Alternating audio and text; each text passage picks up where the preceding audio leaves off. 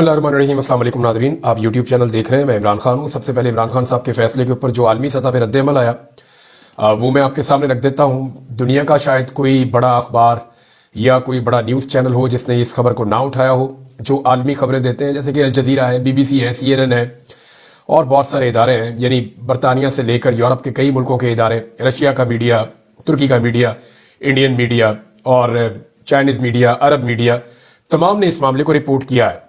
और इस रिपोर्टिंग में मैंने देखा कि 5-6 लफ्ज़ ऐसे हैं जो तमाम रिपोर्टिंग के अंदर कहीं ना कहीं शामिल थे। यानी एक तो इमरान खान साहब को गैर मकबूल करने के लिए इस तरह के फैसले सुनाए जाते हैं। इससे पहले इद्दत वाला केस बनाया जो इंतहाई घटिया और मायूब किस्म का केस था, और अब ये केस है, लेकिन ये इमरान खान पे बनने वाला पहला केस है। मैं इस केस के बारे में बड़ी अच्छी तरह जानता हूँ। एस्टेब्लिशमेंट ने पहला केस ये बनाया था और सबसे आखिर में इस केस का फैसला सुनाया गया। उसकी वजह यह है कि ये कमज़ोर तरीन केस था और जितने भी हमारे कोर्ट रिपोर्टर्स हैं या जो कानून को जानने वाले लोग हैं, उनसे जब बात करते हैं तो वो कह रहे हैं जी कुछ चीज़ें उन्होंने इसमें ढूंढी हैं। एक वो ये कह रहे हैं कि जो फैसला लिखा गया है ना, इसकी जो तहरीर है वो 2 तरह की है। ये एक आदमी का लिखा हुआ फैसला नहीं है। यानी तहरीर का एक हिस्सा ऐसा है जैसे लगता है कि ये पाकिस्तान की जो कानूनी लैंग्वेज है उसके अंदर वो लिखा गया है, वो जो तरीकाकार है हमारे यहाँ पे स्टीरियोटाइप एक चलता है वो है। और दूसरा एक हिस्सा जो है उसका वो ऐसा लगता है कि वो कहीं और किसी और लेवल के लोगों ने लिखा है। तो ये 2 तरह की तहरीरें हैं जिनको इकट्ठा करके ये फैसला बना है। तो इसलिए जरा फैसला भी आपको पता है फिर टाइम लेता है, और उसके बाद इस फैसले को सुनाने में भी बहुत टाइम लगा है। बहरहाल 2 तरह की तहरीरें हैं, ये दावा किया गया। दूसरा ये बताया गया कि फैसले में तजादात है, यानी ये फैसले के अंदर जज साहब कुछ चीजें ऐसी कुछ बता रहे हैं जिनकी बुनियाद के ऊपर आप किसी को सजा नहीं दे सकते, लेकिन फिर भी उन तजादात के बावजूद ये सजा सुनाई गई। फिर जो प्रोसिक्यूशन है या जिसको सरकारी वकील कहते हैं, उन लोगों ने कुछ चीजें तस्लीम की है, और जो चीजें उन्होंने तस्लीम की उसकी बुनियाद के ऊपर इतनी बड़ी सजा सुनाई नहीं जा सकती।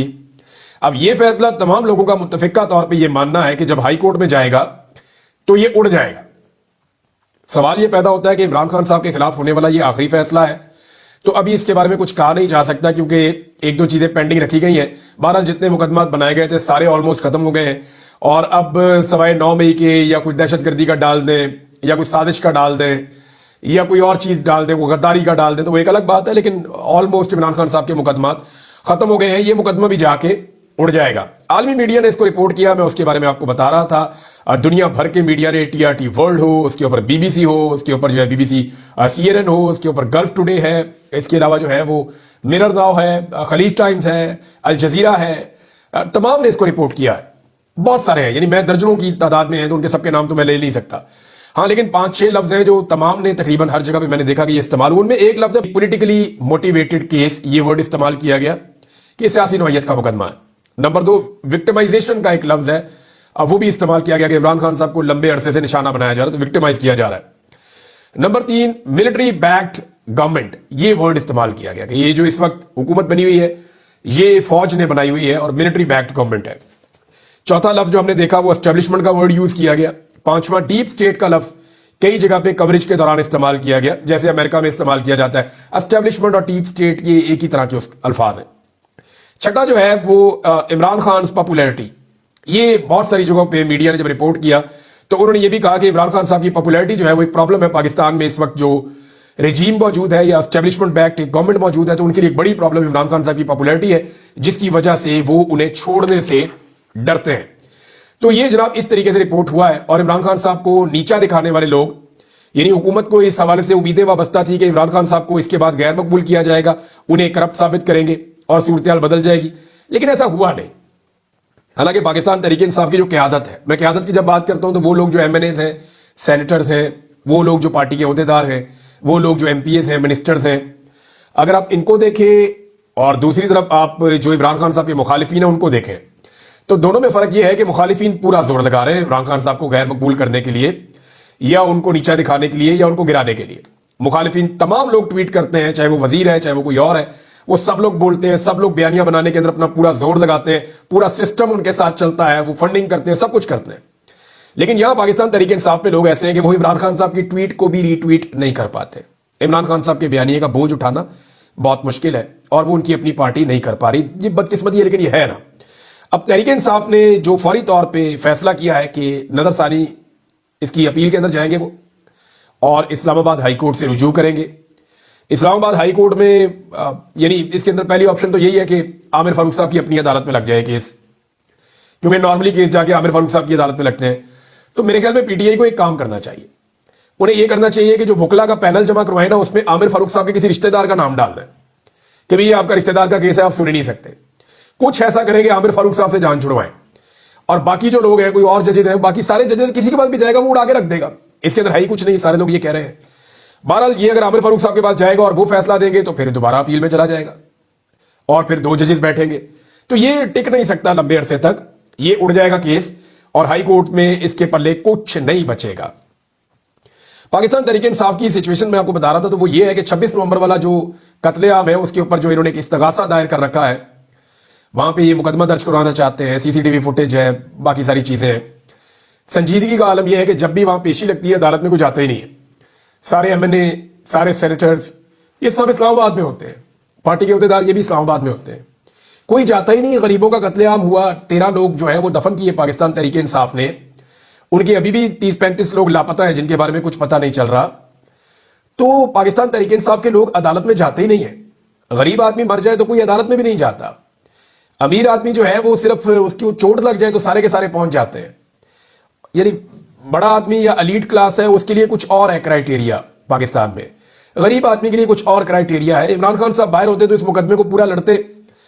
ضلع شاہ کو لے کر عمران خان صاحب نے بڑے زبردست طریقے سے مقدمہ لڑا تھا، لیکن پاکستان تحریک انصاف اس میں سنجیدہ نظر نہیں آتی. 29 جنوری کو اب دوبارہ کیس لگا ہوا ہے، جج صاحب بھی لمبی 20 دن کی ڈیٹیں ڈال رہے ہیں، لمبی ڈیٹیں. حالانکہ پاکستان تحریک انصاف کے سارے سینیٹر، سارے ایم این اے، ایم پی اے، منسٹر سارے وہاں موجود ہونا عدالت میں تو 3 دن سے زیادہ ڈیٹ نہ ڈلے. وہاں جائیں تو صحیح، پریشر تو بڑھائیں، جا کے بات تو کریں جج صاحب سے کہ ہمیں انصاف چاہیے. جب ان کی اپنی دلچسپی نہیں ہے تو جج کیوں دلچسپی لے ایک ایسے کیس میں جہاں پہ اتنا شدید قسم کا دباؤ آتا ہے اسٹیبلشمنٹ کا کہ آپ سوچ نہیں سکتے. بعد پاکستان تحریک انصاف نے بڑی کمزوری کے ساتھ یہ کیس لڑا ہے. اچھا، عمران خان صاحب جو ہیں وہ انہوں نے اس میڈیا کی لڑائی میں جیل میں بیٹھ کر بھی ثابت کیا ہے کہ یہ جو میڈیا کی لڑائی ہے اس میں وہ ان سب کا باپ ہے. میں اس کو وجہ، تھوڑے الفاظ آپ کو اچھے نہیں لگیں گے لیکن میں آپ کو وجہ بتاتا ہوں. انہوں نے بندے کو سائے جیل کے اندر کے جاؤ اور جا کر باہر آ کر رپورٹ کرو کہ جناب یہ ہو گیا تو وہ ہو گیا. عمران خان گھبرا گیا، رو پڑا. وہ جو بندے اندر گھسائے وہ باہر آ کے جو ہے وہ صفائیاں دے رہے کہ نہیں بندر مجھے تو نہیں کہا، نہیں میں نے تو سنا ہی نہیں بندر کا لفظ، نہیں اس کو کہا ہوگا، مجھے نہیں کہا. وہ بیچارے اپنی انہوں نے آ کے یہ کہنا تھا کہ عمران خان صاحب کے ساتھ یہ ہو گیا، ہم نے یہ دیکھا، ہم نے وہ دیکھا. ایک جملہ وہ عمران خان کے منہ سے کمزور نہیں نکلوا پائے، حالانکہ انہوں نے بڑی کوشش کی ہے. رضوان غلطی صاحب بتاتے ہیں کہ جناب ان کو ڈانٹ پڑی ہے کہ آپ کو بھجوایا تھا کہ عمران خان کے منہ سے کوئی ایسی بات نکلوا کر لاؤ جس سے عمران خان کے خلاف جو ہے وہ پروپیگنڈا کھڑا کیا جا سکے، لیکن تم لوگوں کو بھیجا اور تم کر ہی کچھ نہیں سکے، بلکہ عمران خان صاحب نے باندر بنا کے بھیج دیا واپس. اب ایک دوسرے کو کہہ رہے ہیں جی میں نے نہیں کیا، انہوں کیا. وہ بیچارے اپنی قسمیں دے رہے ہیں، اپنے حلف اٹھا رہے ہیں کہ جی میں حلفن آپ کو کہتا ہوں میں نے نہیں سنا بندر کہا انہوں نے، اور مجھے تو بالکل نہیں کہا، کسی اور کو کہا ہوگا. تو ان کو بیچاروں کو اپنی صفائیاں دینے کی فکر پڑ گئی ہے. عمران خان صاحب کے بارے میں بتاؤں، اگر وہ ڈرے ہوئے ہوتے نا، ایک بات کامن سینس کی ہے نا، دیکھیں کچھ چیزیں کامن سینس سے بھی سوچ لیا کریں، اور کامن سینس اگر آپ لگا دیں نا، صرف اپنے دماغ سے کام لے لیں تو آپ کو اتنا زیادہ یہ پروپیگنڈے کا سامنا ہی نہیں کرنا پڑے گا. میں آپ کو کامن سینس کی بات بتاتا ہوں چھوٹی سی. اگر عمران خان ڈرا ہوا ہوتا نا تو روزانہ عدالتوں میں لایا جاتا، اس کو روزانہ اس کی ویڈیو بنا کر دکھائی جاتی، شو کیا جاتا کہ دیکھو یہ آدمی ڈرا ہوا ہے. جیل میں سے اس کی ویڈیو بنا کے دی جاتی کہ دیکھو یہ آدمی ڈرا ہوا ہے. میں نے عمران خان کو دیکھا جب سپریم کورٹ آف پاکستان میں کیس چل رہا تھا، میں اسپیشلی گیا دیکھنے کے لیے، وہاں اسکرین لگی ہوئی تھی، جج بھی چوری چوری دیکھتے تھے عمران خان کو. تو عمران خان تو بہت ڈٹا ہوا لگ رہا تھا، بڑا انرجیٹک لگ رہا تھا، اس کے چہرے پہ تو گھبراہٹ تھی ہی نہیں. تو معاملہ یہ ہے کہ عمران خان اگر گھبرایا ہوا ہوتا، ڈرا ہوا ہوتا، یا وہ ایک بزدل آدمی ہوتا تو یہ اس کو روزانہ میڈیا کے سامنے لے کر آتے اور اس کی مت کو توڑتے.